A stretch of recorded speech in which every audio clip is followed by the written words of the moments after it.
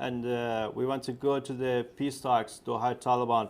As for women's rights, freedom of expression and the media, the Taliban always claimed in the peace talks they will have more respect for these issues than in the past. Do you believe that or not?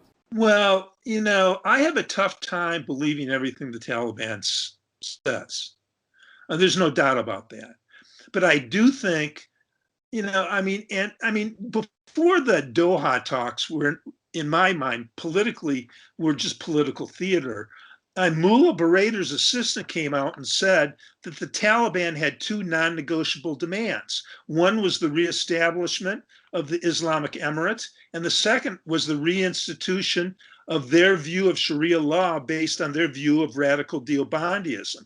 Either of those two things means the end to the present Afghan regime. So, you know, they're in a good position.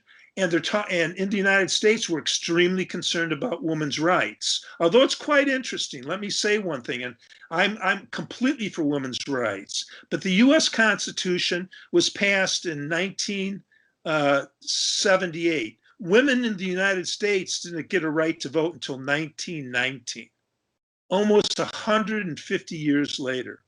The bond agreement tried to do things too quickly and ignored a lot of Afghan history. Now, I do not think the Taliban will be as draconian as they initially were under their reign relative to women, but they will continue to not allow women and boys, girls and boys, to be schooled together. I think that's a major point. You know, when I was in Kandahar working for the general of the Canadian forces, the Taliban even came out then that they were going to build separate, they were constantly attacking schools.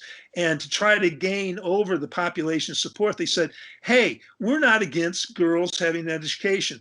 We're against, again, I believe maybe 20% of what the Taliban say.